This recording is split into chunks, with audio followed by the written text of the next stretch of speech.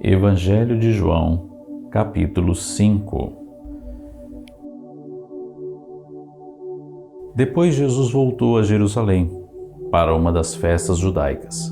Dentro da cidade, perto do portão das ovelhas, estava o tanque de Betesda, rodeado por 5 terraços ou alpendres cobertos.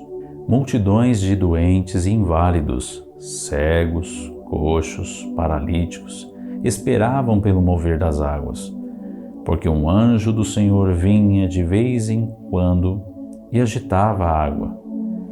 E a primeira pessoa a descer no tanque depois disso ficava curada.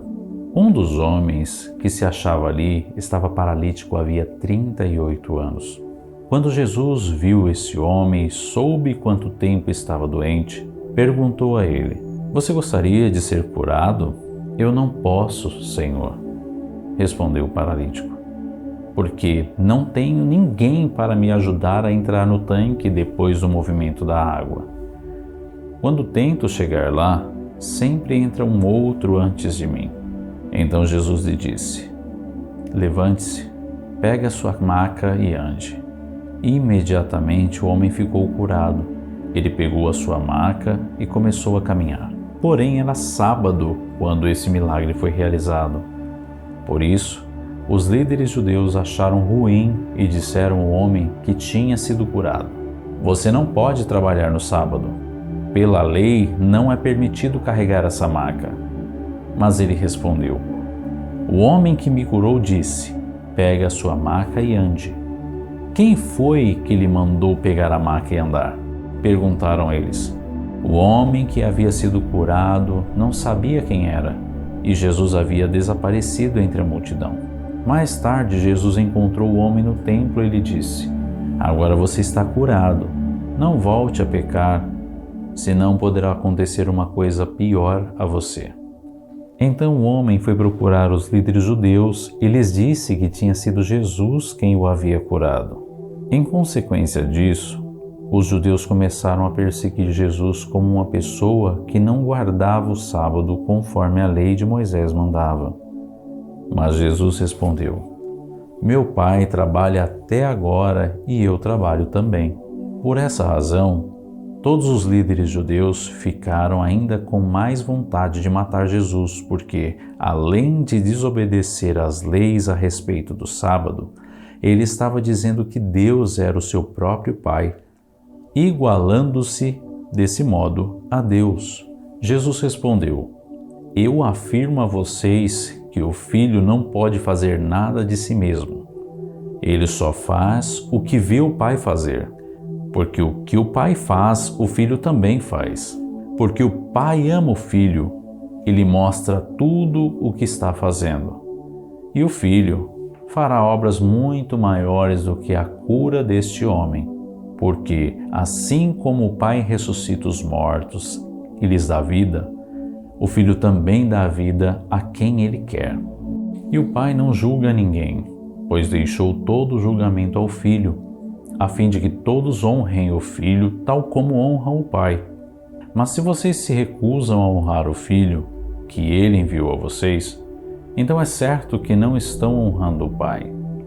Eu digo sinceramente a vocês: aquele que ouve a minha palavra e crê naquele que me enviou, tem a vida eterna e jamais será condenado, mas já passou da morte para a vida.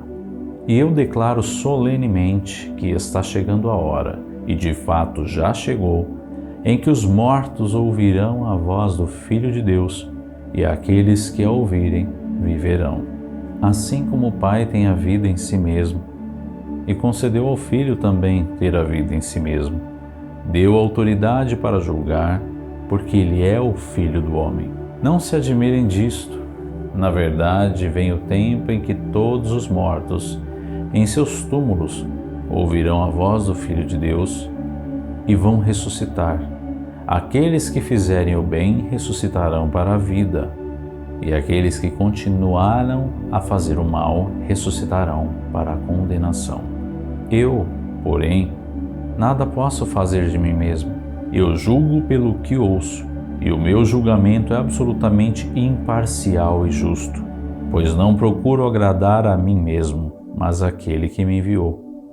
Quando eu faço declarações a respeito de mim mesmo, o meu testemunho não é válido. Porém, um outro está fazendo também essas declarações sobre mim, e sei que o seu testemunho a meu respeito é válido. Vocês saíram para ouvir a pregação de João, e ele testemunhou da verdade. Porém, o testemunho mais verdadeiro que eu tenho não vem de um homem. Embora eu tenha feito lembrar o testemunho de João para que vocês creiam em mim e sejam salvos. João era como uma lamparina que queimava e brilhava bastante por um certo tempo, e vocês gostaram dele e ficaram alegres com a sua luz. Porém, eu tenho um testemunho maior que o de João, a própria obra que eu faço, que o meu Pai me deu para concluir. Testemunha que o Pai me enviou, e o próprio Pai que me enviou também testificou a meu respeito, embora ele não aparecesse a vocês pessoalmente, nem falasse diretamente com vocês. A sua palavra não habita em vocês, porque se recusam a crer naquele que ele enviou. Vocês estudam cuidadosamente as Escrituras, porque creem que elas têm a vida eterna. E são as Escrituras que testificam a meu respeito. Mesmo assim, vocês não querem vir a mim para que eu lhes dê a vida eterna. A aprovação ou não de vocês não vale nada para mim, pois como eu os conheço muito bem, sei que vocês não têm o amor de Deus. Eu sei, porque vim a vocês representando o meu Pai e vocês recusaram acolher-me, embora recebam muito depressa aqueles que não são enviados dele, mas vêm em seu próprio nome. Não me admira que vocês não possam crer, porque vocês aceitam a glória uns dos outros, mas não se importam com a glória que vem do único Deus. Apesar disso, não sou eu quem acusará vocês disso diante do Pai. É Moisés, e é nas leis de Moisés que vocês depositam a esperança do céu. Mas vocês se recusam a crer em Moisés. Ele escreveu a meu respeito, e vocês se recusam a crer nele. Por isso, se recusam a crer em mim, e visto que não creem no que ele escreveu, não me admira que também não creem no que eu digo.